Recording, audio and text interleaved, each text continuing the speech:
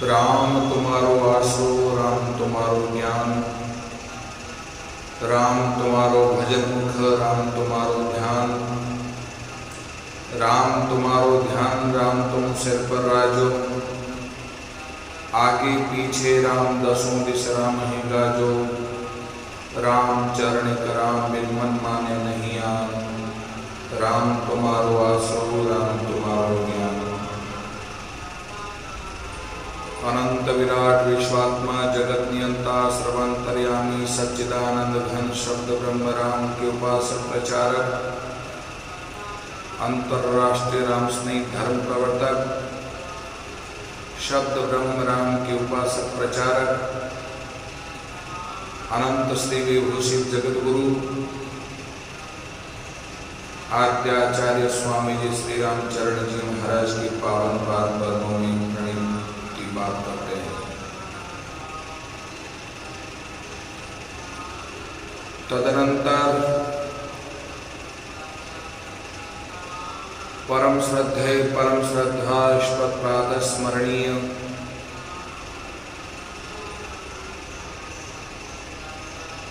भगवत स्वरूप आराध्य देव, जिनके चरण रज से यह धरा तीर्थ स्वरूप हुई, ऐसे तीर्थ के अधिष्ठाता संस्थापक, भजनिक उपाधि से अलंकृत, नामनिष्ठ साधनानिष्ठ तपोनिष्ठ अध्यात्म अवतार परमहंस परिव्राजकाचार्य वीतराग महाप्रभु स्वामी जी श्री भगवान दास जी महाराज की पावन पाद पद्मों में वंदन करते हैं।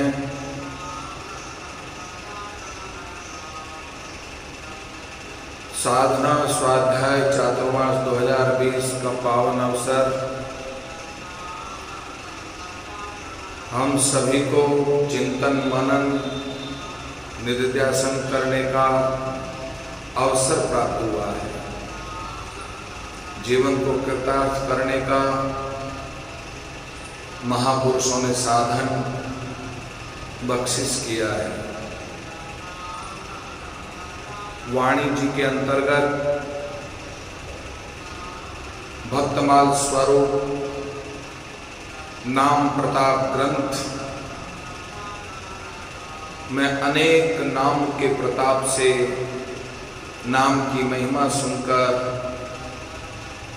नाम का आश्रय लेकर, नाम का अवलंबन लेकर, नाम को साधन बनाकर भवसागर से पार हो गए। उन भक्तों का चरित्र, उन भक्तों का दिव्य दर्शन,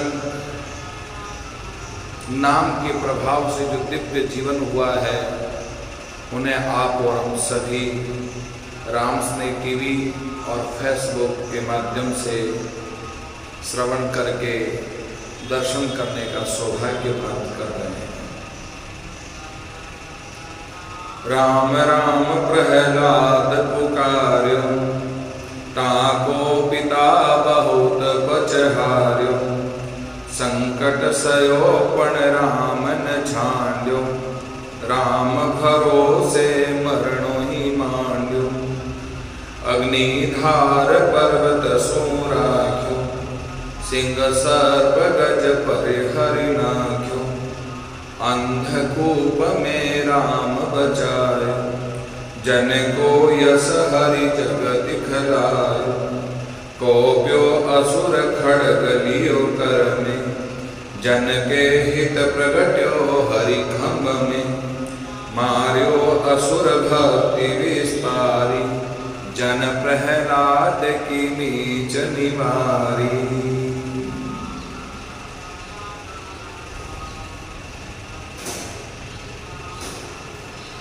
कितना अद्भुत प्रहलाद जी का दर्शन हम सभी को करवाया है। प्रहलाद जी की भक्ति, प्रहलाद जी का भाव, प्रहलाद जी की निष्ठा प्रहलाद जी की साधना, प्रहलाद जी का सर्वत्र भगवत दर्शन,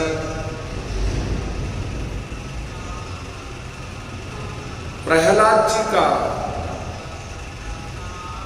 शाश्वत से प्रेम, श्रीयादे माता के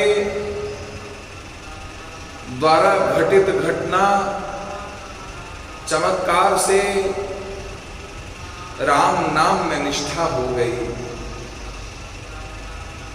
राम नाम से प्रेम हो गया। प्रत्यक्षम किम प्रमाणम, जो प्रत्यक्ष में देख लिया है, प्रत्यक्ष में जो जान लिया है, प्रत्यक्ष में जिस राम नाम को पहचान लिया है, उसी राम नाम का रसास्वादन लेने के लिए प्रहलाद जी ने निश्चय कर लिया। राम राम प्रहलाद पुकारे, ताको पिता बहुत पचहारे।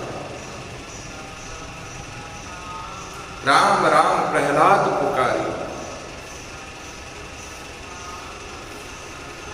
प्रहलाद जी की आर्त भक्ति, प्रहलाद जी की नाम निष्ठा, नाम साधना, नाम रस से ओतप्रोत होकर, राम में रत होकर, राममय दर्शन करते हुए सारे विश्व में यदि कुछ रम रहा है तो राम रम रहा है। राम रया भरपूर दूर काहे को फिरिए, अपना घट को खोज रैंड सुमरण करिए। अंदर बाहर ऊपर नीचे दाएं बाएं यदि कुछ है तो केवल और केवल नाम है। नाम से बढ़कर कुछ नहीं है। नाम ही सब कुछ है, नाम ही सत्य है, नाम ही शाश्वत है, और नाम से बढ़कर जीवन में कुछ भी संभव नहीं है। नाम से ही व्यक्ति का उद्धार हुआ है, नाम से ही नामी हुए हैं। ये नाम का प्रभाव है, ये नाम का प्रताप है, ये नाम का दर्शन है जो प्रहलाद के जीवन में आप सभी कर रहे हैं। साधकों,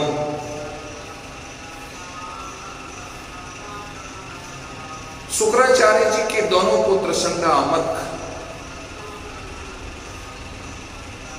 जिनमें दैत्य बुद्धि है, जिनमें दैत्य विद्या है, उस दैत्य विद्या में रत पारंगत संडामर्क को बुलाकर प्रहलाद जी को गुरुकुल के हवाले किया। विशेष जवाबदारी के साथ दैत्य विद्या से पारंगत हो, शाम दाम दंड भेद की विद्याओं से ओतप्रोत हो,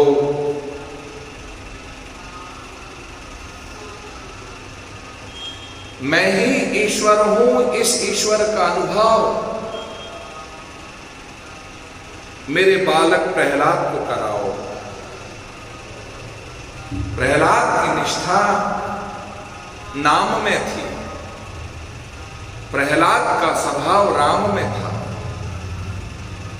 प्रहलाद को कुछ अलग सा अनुभव हो चुका था, इसलिए गुरुजी जो पढ़ाते वो पढ़ लेता, सुना भी देता। गुरुजी को विश्वास हो जाता कि चलो प्रहलाद को जो हम सिखा रहे हैं वह झटपट याद करके एक ही बार में वापस बिना देखे सुना देता है। कितनी तीव्र बुद्धि है, प्रज्ञावान बुद्धि है। ऐसी प्रज्ञावान बुद्धि को देख करके चकित हो गए। एक बार जिसको कुछ सुना देते उसको कंठस्थ हो जाता अक्षरशः। ये तो बहुत बढ़िया बात है। परंतु संडामर्क प्रशंसा के भूखे थे, राजा के द्वारा सम्मानित होने के लालची थे, राजा के द्वारा सम्मानित हो, प्रशंसित हो,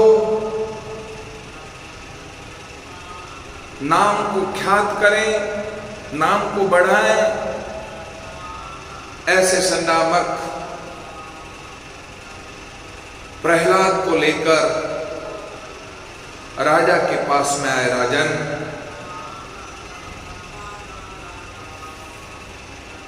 इसे आप हमारे द्वारा दी हुई शिक्षा को श्रवण करिए।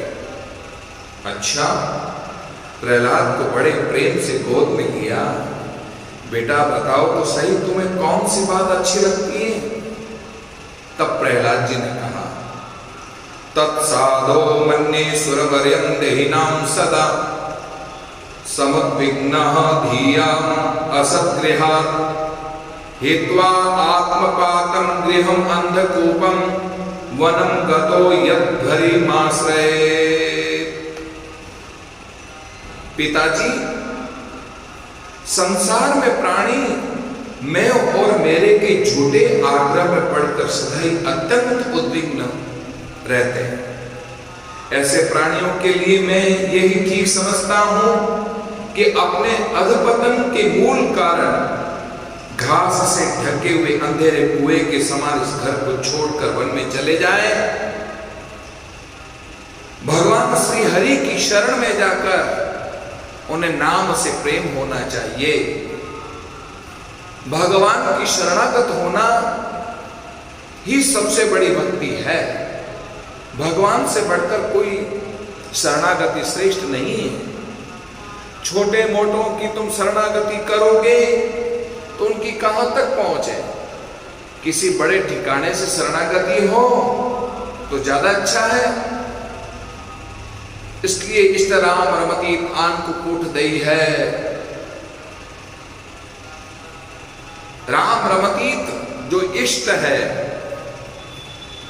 उसकी शरणागत हो जाना ही सबसे बड़ी भक्ति है। अरे पिताजी, क्यों अपने आप को मैं मानते हो कि मैं राजा हूं? कितने आप मूढ़ हैं। स्वामी रामचरण जी महाराज कहते हैं, राम कहो रे बावरे जन्म अमोलक जाय, मति भूलो धन धाम में जासी सब छिटकाय। सब कुछ छिटकने वाला है, सब कुछ समाप्त होने वाला है। कहां तुम इससे प्रेम कर रहे हो? मैं हूं ही नहीं। ये मैं शब्द लगाना ये अज्ञानता है पिताजी। मैं और मेरा यही तो माया है। मैं और मेरा यही तो मोह है। गीता की शुरुआत कहां से हुई है? गीता की शुरुआत मैं और मेरे से हुई है। धर्म क्षेत्रे कुरुक्षेत्रे समवेतायुत्सवः मामका पांडवाश्चैव किं कुर्वत संजय। हे संजय, धृतराष्ट्र कहते हैं, मेरे पुत्र और पांडवों के बीच में क्या चल रहा है? जरा तुम देख करके मुझे बताओ, समझाओ, सुनाओ। तभी तो व्यक्ति विषाद होता है, विषादग्रस्त होता है। उसकी विषाद प्रवृत्ति, उसकी विषादग्रस्त स्थिति, ये विषाद की त्रासदी, ये सबसे बड़ी जीवन में खतरनाक है। सबसे बड़ी बीमारी यदि कोई है तो मैं और मेरापन ही है। जब तक मैं और मेरापन का भाव रहेगा तब तक व्याधियों से, आदियों से और उपाधियों से ग्रस्त होकर के जीव पतन की ओर जाएगा। जीवन का पतन न हो, जीवन गर्त की ओर न जाए, जीवन का उत्थान हो, जीवन का निर्माण हो, जीवन श्रेष्ठ कर्मों के आधार पर श्रेष्ठ जीवन जीकर श्रेष्ठता को प्राप्त करे। ये तभी प्राप्त कर सकता है मैं और मेरे की भावना समाप्त हो जाए। जब तक मैं और मेरे की भावना है तब तक वो कुछ भी नहीं कर सकता है। यही आसक्ति है। स्वामी रामचरण जी महाराज ने एक जगह बहुत बड़ी बात कही है, कष्ट सह्यो छांड्यो नहीं, कष्ट सह्यो छांड्यो नहीं, भक्ति लोभ प्रहलाद, रामचरण या लोभ सू अनेक उधरिया लोभ। कितना जबरदस्त लोभ, भक्ति का लोभ, भक्ति का लोभ, साधना का लोभ, राम नाम जप करने का लोभ, राम नाम लिखने का लोभ, राम नाम का रटन लगाने का लोभ। ऐसी भक्ति का लोभ जीवन में जिस व्यक्ति के जीवन में लग जाए, सचमुच वही व्यक्ति भक्ति के मार्ग में चल करके भगवान की दीदार कर सकता है, भगवान की अनुभूति कर सकता है, भगवान की श्रेष्ठता को प्राप्त कर सकता है। भगवान की नजरों में वह श्रेष्ठता का जीवन जीकर अपने जीवन को धन्य बना लेता है। साधकों, तत्साधु मन्ये असुर वर्यम देहिनाम सदा समद विघ्नम अभियासद गृहात्।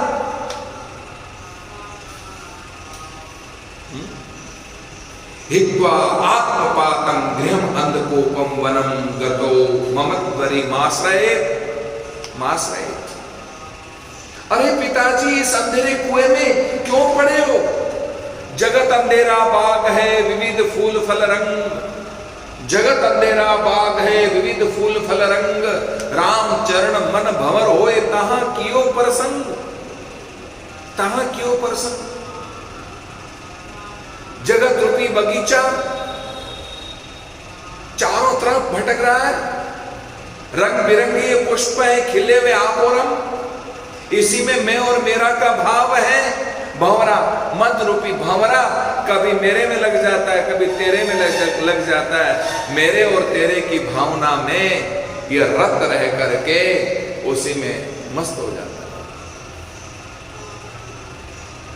इसलिए मूढ़ता से मुक्त हो जाओ, बावरेपन से मुक्त हो जाओ, मूर्खता से मुक्त हो जाओ। जानबूझ करके मूर्ख बनने की जरूरत नहीं है।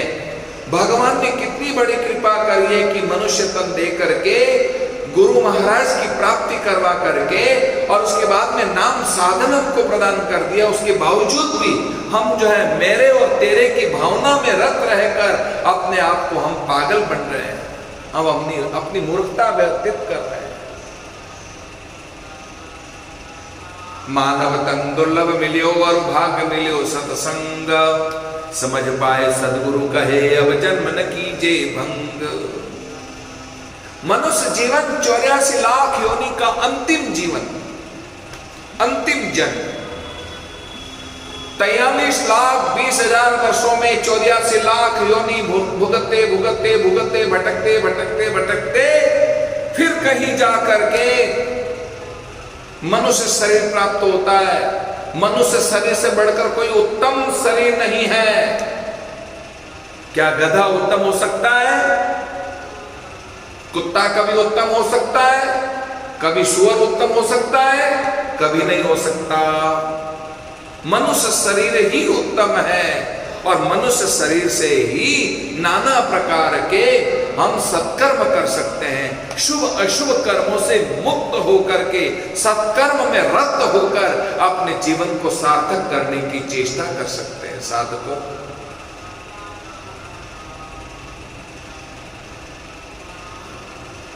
इसलिए पिताजी अंधेरे कुएं के समान इस घर को छोड़कर वन में चले जाएं, वरना तुम्हारा अधपतन है। और भगवान श्री हरि का स्मरण करते हुए उनके शरणागत हो जाओ, इसी में तुम्हारे मनुष्य देह की सार्थकता है। अरे रे, ऐसी मूर्खों सी भाषा। लगता है कि विष्णु के बहुरूपीय लोग मेरे सामने मेरे होने का नाटक करने वाले गुप्त रूप से विष्णु के मर्म और विष्णु के बारे में जैसे कोई कान भर रहा है, बहका रहा है। ऐसा नामार इधर आओ। संडामर्क को सावधान रखने की आज्ञा देकर प्रहलाद को पुनः गुरुकुल भेजने का निश्चय किया। खबरदार, चारों तरफ पहरेदार लगा दो, कोई भी विष्णु के प्रिय लोग इसको बहकावे नहीं, इसका कोई कान न भरे। संडामर्क थर थर थर थर कांपने लगे। हमने तो ऐसी कोई शिक्षा नहीं दी है, हमारे पास में ऐसी कोई शिक्षा नहीं है जो हम इसको ये दें। प्रहलाद को राजनीति का अध्ययन कराएंगे, शाम दाम दंड भेद का इसको हम बहुत अच्छे से ज्ञान देंगे। ले जाओ इससे वापस। संडामर्क ने बड़े मनोयोग से प्रहलाद को राजनीति का अध्ययन कराने के लिए ले गए और बड़े मनोयोग से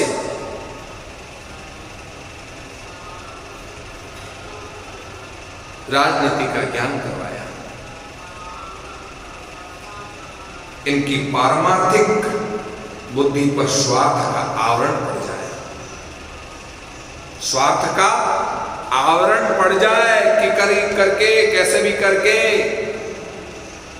कुछ दिन बाद जब गुरुजी ने देखा कि प्रहलाद सामदाम दंड भेद से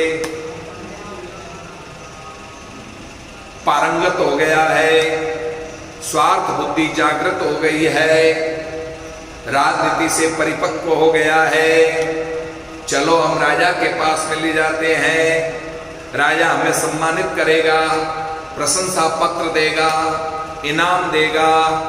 इनाम के भूखे, प्रशंसा के भूखे, सम्मान होने के भूखे ये संडामर्क लालची बन करके प्रहलाद को मां के पास में ले गए, कयादू के पास। कयादू मां ने स्नान कराया, श्रृंगार कराया, फिर पिताजी के पास भेजा। पिताजी ने कहा, हिरण्यकशिपु ने कहा, आओ आओ मेरे प्रहलाद। तुरंत गोदी में उठाया और सिर सूंघा, चुंबन किया, लाड़ प्यार किया, खूब आनंद में भर करके पूछा, बेटा प्रहलाद अपनी अधीत विषयों में से कोई अच्छी बात हमको सुनाओ। प्रहलाद जी ने कहा, पिताजी तो सुनो बड़े अच्छे से। श्रवणम कीर्तनम विष्णु स्मरणम पाद सेवनम अर्चनम वंदनम दासम सख्यम आत्म निवेदनम एति पुंसार्पिता विष्णु भक्ति श्रवण लक्षणा क्रियते भगवद्यदवा धर्मन्यधिकमुत्तमम्। हे पिताजी, भगवान की कथा को सुनो। ये कान भगवान की कथा सुनने के लिए मिले। देह छता कर ये शुभ कार्य, फिर देह मिले न मिले। देह छता कर ये शुभ कार्य, फिर देह मिले न मिले। नयन छता कर ये शुभ दर्शन, फिर नयन खुले न खुले। पांव छता कर ये तीर्थाटन, फिर पांव चले न चले। जीव छता हरि गुण गाइए, फिर जीव हिले न हिले। पिताजी, भगवान की कथा को इन कानों के द्वारा सुनो। भगवान ने कान किस लिए दिए हैं? भगवान ने जो कान दिए हैं ये केवल कथा सुनने के लिए दिए हैं। जिन हरे कथा सुने नहीं काना, श्रवण रंध्र अहि भवन समाना। पिताजी, जिनके कान भगवान की कथा नहीं सुनते, उनके कान तो सर्प के रहने के बिल के समान है। अरे जिह्वा दिए भगवान नाम का संकीर्तन करने के लिए। भगवान नाम का संकीर्तन करो, बार बार नाम का उच्चारण करो।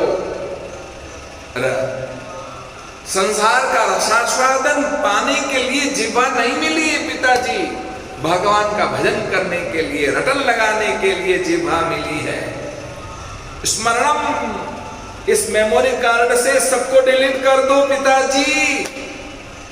सिर्फ और सिर्फ स्मरणम विष्णु हो, स्मरणम उस विष्णु श्री हरि को अपने इस मेमोरी कार्ड में सेव कर लो, बाकी सबको डिलीट कर दो। उनके चरणों की सेवा करना भक्ति है, उनका अर्चन करना, वंदन करना, दास्य भाव से, सखा भाव से अपने आप को समर्पित हो जाना ही ये नवदा भक्ति है। चुप,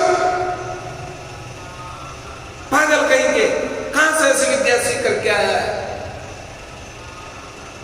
हिरण्यकश्यप के क्रोध का पारावार नहीं रहा, उसने गुरुपुत्रों को बहुत डांटा।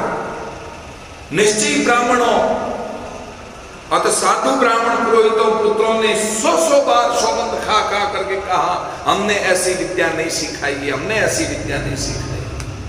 आपका बालक न तो हमारे बिगाड़ने से बिगड़ा, न अन्य के बिगाड़ने से। इसका तो जन्मजात स्वभाव ही है, जन्मजात स्वभाव ही ऐसा। भाग्यशाली है वो जीव जिसका जन्मजात स्वभाव ही भगवान की शरणागति को स्वीकार करता है। जन्मजात स्वभाव ही जिसका जीवन नाम में, साधना में, कथा सुनने में, संतों की सेवा करने में, गुरुद्वारों की सेवा करने में जिसकी रुचि बढ़ जाती है, समझ लो कि महाराज ये जन्मजात स्वभाव है, ये पूर्व जन्मों के संस्कारों का फल है, या किसी ऐसे महापुरुष के संस्कार उसमें है जिस संस्कार के कारण जन्मजात स्वभाव हो गया है। व्यर्थ में हमको दोषी मत ठहराइए, हमारा इसमें किसी प्रकार का दोष नहीं है, हमने किसी तरह से इनको हमने सिखाया नहीं है। नहीं, हिरण्यकश्यप ने प्रहलाद से इस संबंध में पूछा तो उन्होंने पुनः भगवत तत्व का निरूपण करते हुए कहा, पिताजी किसी को भगवत भजन करते हुए रोकना नहीं चाहिए, टोकना नहीं चाहिए। भगवत भजन ही जीवन का लक्ष्य है, इससे बढ़कर कोई लक्ष्य ही नहीं है। पिताजी मनुष्य शरीर प्राप्त करके दैत्य जैसे, राक्षस प्रवृत्ति जैसे गुण क्यों अपना रहे हो, क्यों आत्मसात कर रहे हो? इससे आपका पतन है। भजन से व्यक्ति का जीवन उत्थान की ओर बढ़ता है, आबाद की ओर बढ़ता है। भगवत भजन करने का अनुरोध किया, भजन बिना छूटे नहीं राम चरण भव पास, जे चाहे दीदार को तो रटे श्वासो श्वास। पिताजी भजन करो, भजन से बढ़कर किसी में कल्याण नहीं है। यदि उस परमपिता परमात्मा भगवत के दर्शन करने हैं तो रटिए श्वासोश्वास, रटन लगाओ, और इस जीवन मरण के, जन्म मरण के बंधन के पास से मुक्त होना हो पिताजी, तो भजन में रत हो जाओ। भजन ही जीवन है, भजन ही सार है, और किसी में सार नहीं है। राम चरण भजिया उतारे पार। श्री महाराज ने कहा है, जो भजन करता है वही भवसागर से पार होता है। भजन ही भवसागर से पार करवाता है साधकों। तुरंत हिरण्यकश्यप ने अपनी गोदी में से प्रहलाद को पटक दिया नीचे धरती पर, चल नीचे। अपने आज्ञाकारों असुरों ने से उन्हें मार डालने को कहा कि इस प्रहलाद को मार डाल।